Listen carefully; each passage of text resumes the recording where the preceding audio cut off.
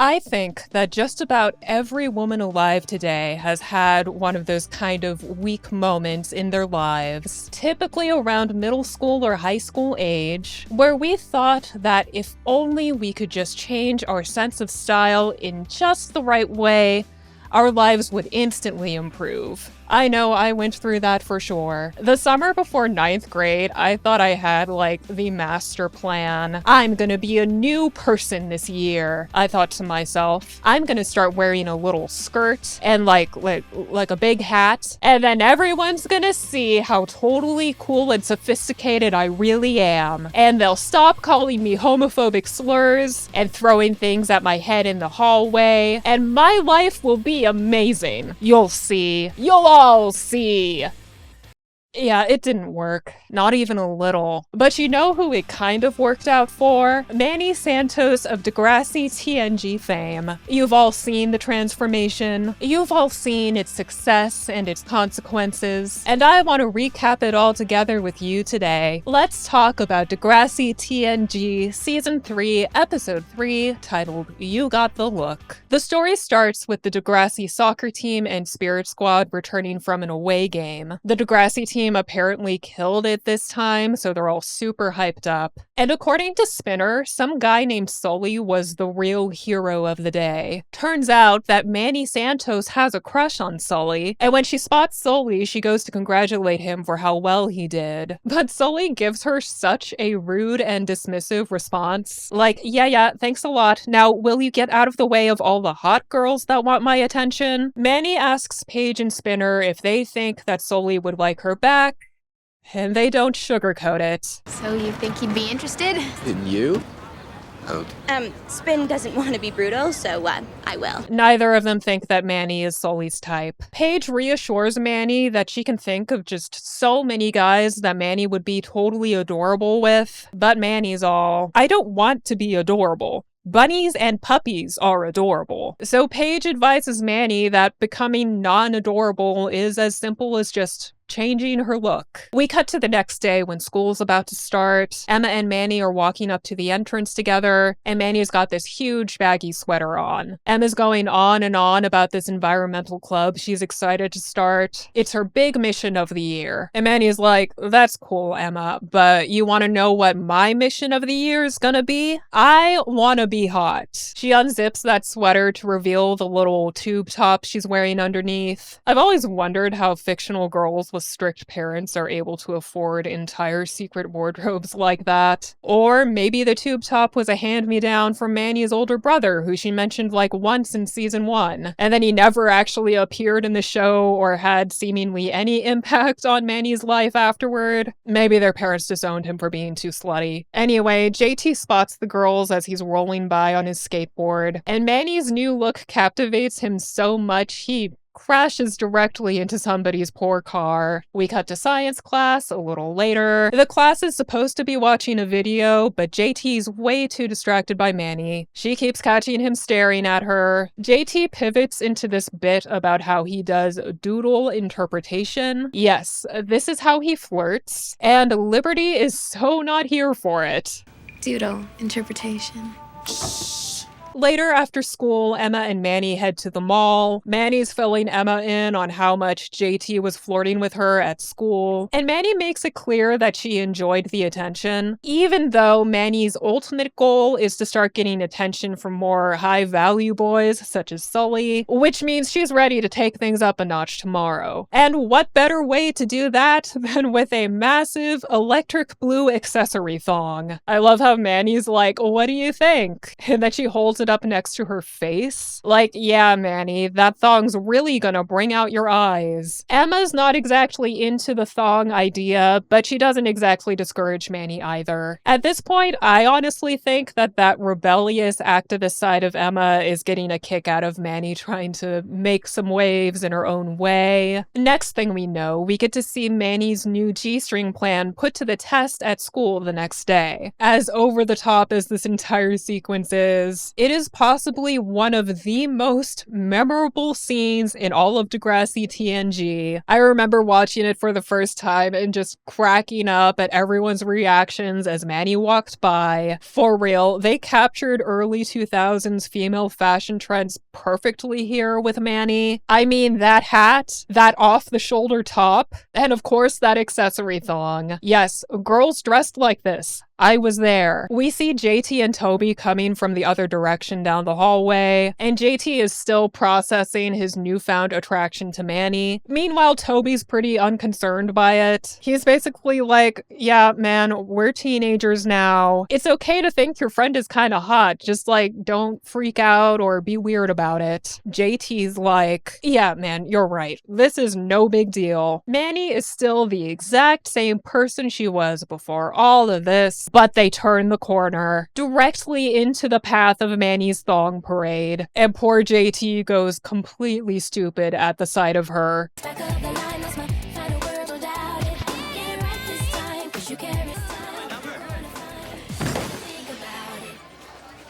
Slow down, JT. You're gonna need that face. Even Toby's like, whoa, man, you weren't kidding. Cut to the classroom a moment later. I'm pretty sure this is math class this time. The kids are doing some in-class work, but Liberty's having a hard time because not even she can keep her eyes away from Manny's whale tail. And since that whale tail is getting in the way of school, Liberty has to make a stand. Manny, are you aware I can see your underpants?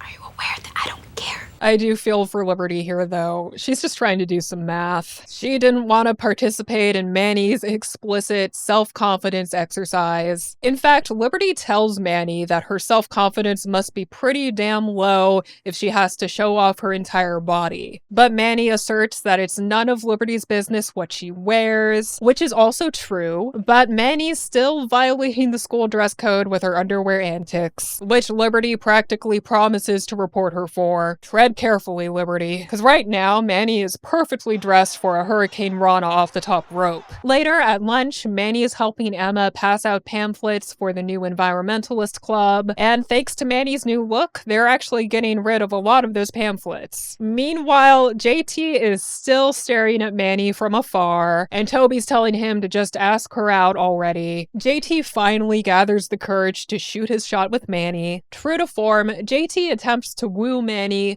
via comedy. I just interrupted a big talk about endangered platypuses.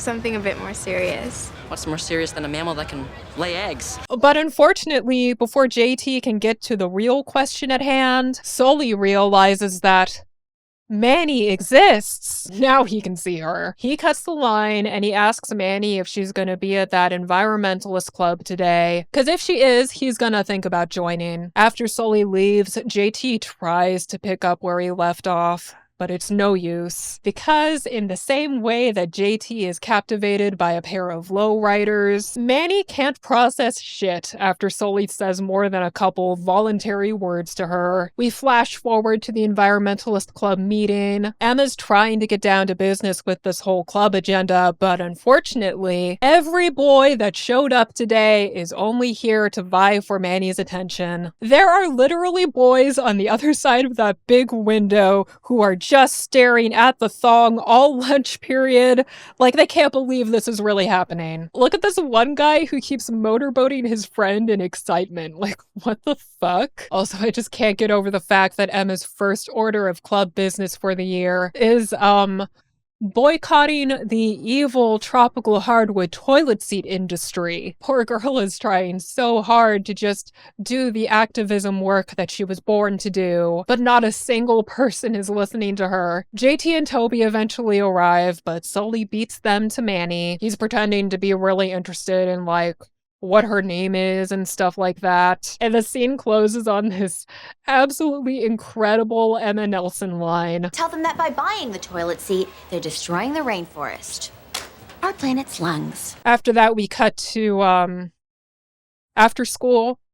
I'm pretty sure it's after school. At least the B plot in this episode makes it look like it's after school already. Anyway, Emma's taking down all her club presentation stuff, and Sean Cameron stops by to help her out. He asks Emma how the meeting went, and Emma tells him that, well, on the bright side, just about every boy in school showed up, but on the bad side, all of them were basically just there to gawk at Manny, so she couldn't even get shit done. Right then Manny arrives, and I just love Sean's reaction to her new look. The way he looks at Emma like, what's this about? Then he politely excuses himself. Manny's like, great turnout for that first meeting, huh? And Emma's like, yeah, sure. If anybody comes back next week. Manny's all, don't worry. I'll make them. Like, Manny's not even unaware of how badly that meeting went. Like, as long as there were tons of boys there to dote on her the entire time, mission accomplished. The environment lives another day. Emma tries to change the subject to JT, but Manny's mind has already pivoted to Sully. Apparently, Sully thinks that her full name, Manuela, is exotic, which I personally wouldn't call, like, a green flag. You do you, Manny. Right then, Principal Radich stops by to give Manny a little talking to about her whole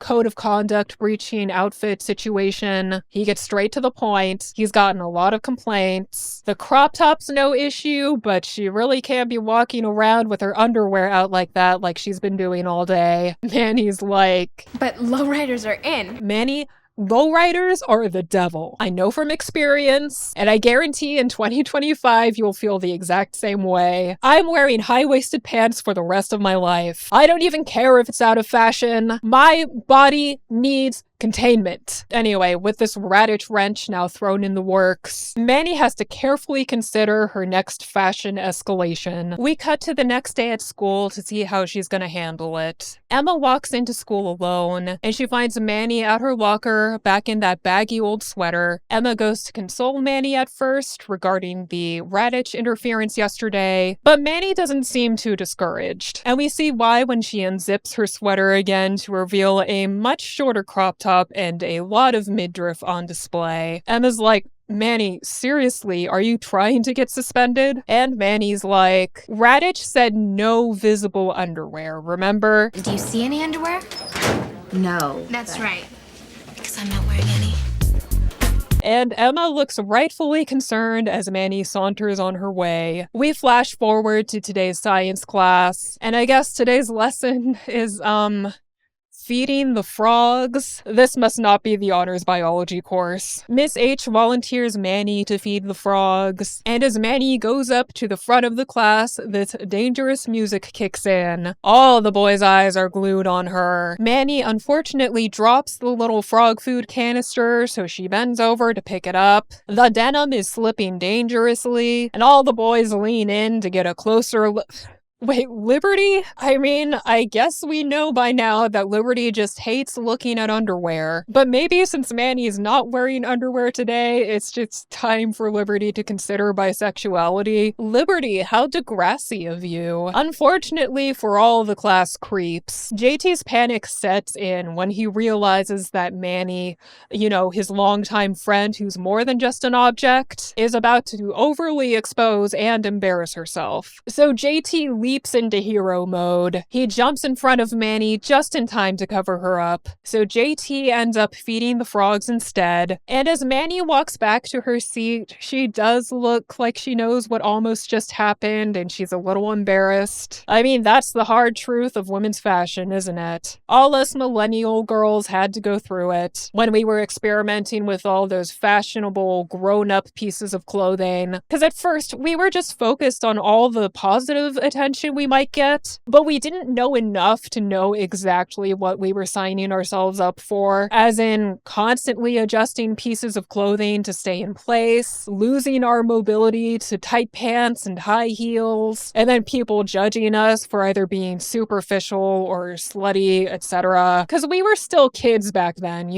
We didn't know we were taking our mobility and our safety for granted, and we didn't think for a second that people would start being mean or creepy toward us. We just wanted to feel pretty and grown up. Anyway, like I said, high-waisted pants for life. After class, JT approaches Manny in the hallway again. Emma's nearby, and she watches JT try to invite Manny to go see a movie together. But unfortunately, Sully's right there, and Sully just cuts JT off like he is really rude to him over this girl who was invisible to him just 2 days ago. Manny informs JT that she already has plans with Sully, so they send poor JT on his way. And Emma's upset after seeing this, so she goes up to Manny and pulls her aside. Emma calls Manny out for developing an ego and for being disrespectful with her actual friend's feelings, especially JT when he was making himself so vulnerable just now. Emma says that Manny's behavior sucks, and on top of that, Manny's new look is starting to get straight up stupid. Then Manny fires back that she's always been there for Emma when Emma needed it, so then it's pretty shitty of Emma to not be there for Manny. To be fair, there is some truth to that. Manny's been a very supportive friend to Emma since we met her, but then Manny accuses Emma of being jealous, so Emma's like, okay, this is getting ridiculous, just forget it. And Manny's like, this is who I am now, Emma, and if you can't accept it,